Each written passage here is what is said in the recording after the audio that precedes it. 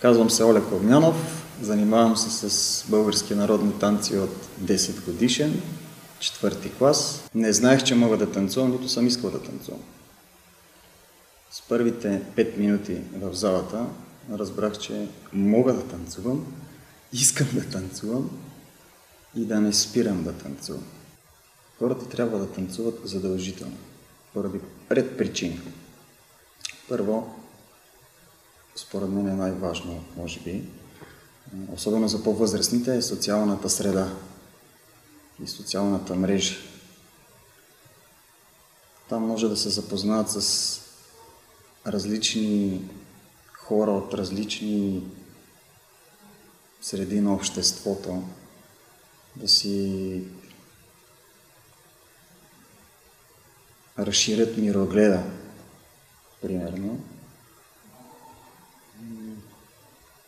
да си намерят половинката в живота. От друга страна, двигателната култура, която добиват, повечето от тях работят на стол и пред компютър.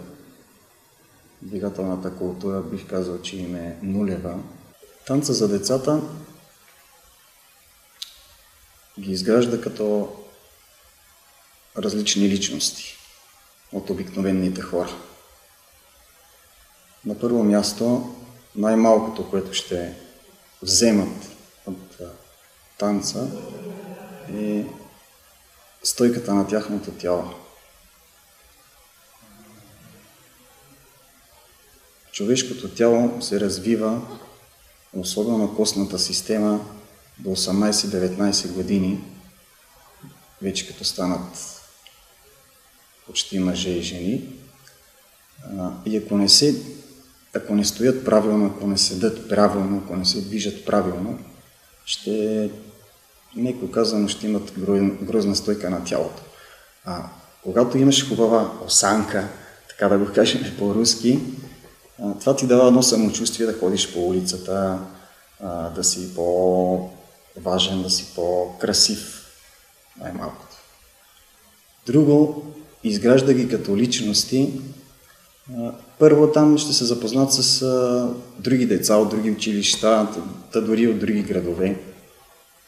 Ще имат нови приятели, които са по-различни от тях, мислят по-различно от тях. Ще си изградат едни качества, като дисциплина, самоувереност.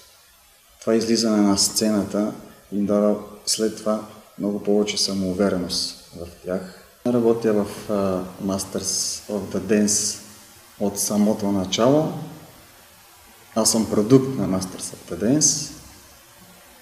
Там съм се изградил като танцор, педагог и като личност. Самият обучителен процес протича по строго определена програма, която спазваме всички в Masters of the Dance. Специално за децата, начинаещите, започват с 1 час обучение с български танцов екзерсис. Втората година увеличаваме на 1,5 часа времето на обучение, като вече лека по лека започваме да вкарваме и класически екзерсис. Третата година децата започват да изучават и не само български народни танци, а и танци на народите. Отварям скоба, това са гръцки, руски, турски, мексикански и така нататък танци.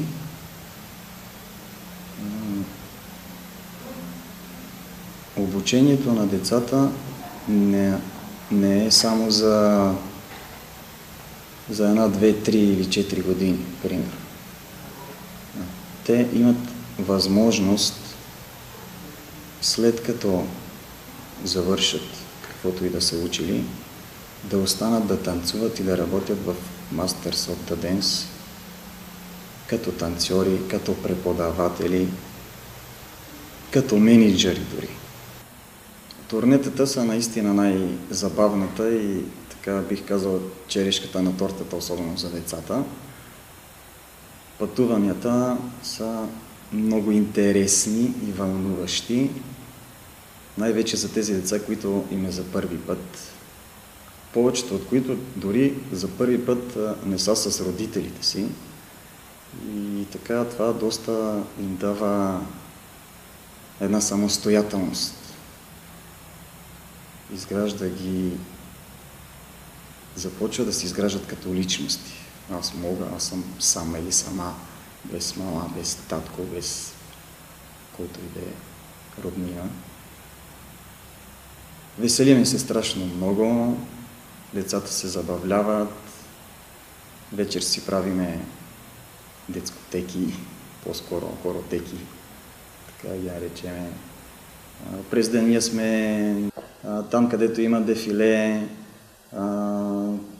правиме страшно много снимки, докато минава самото дефиле с другите участници, които са от други държави, други култури, други континенти дори.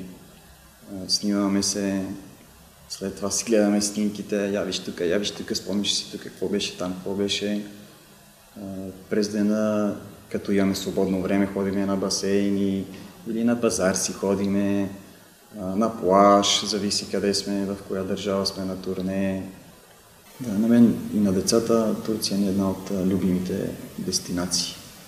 Елате да танцувате в Masters of the Dance, защото ние сме различни. Различни сме преподавателите.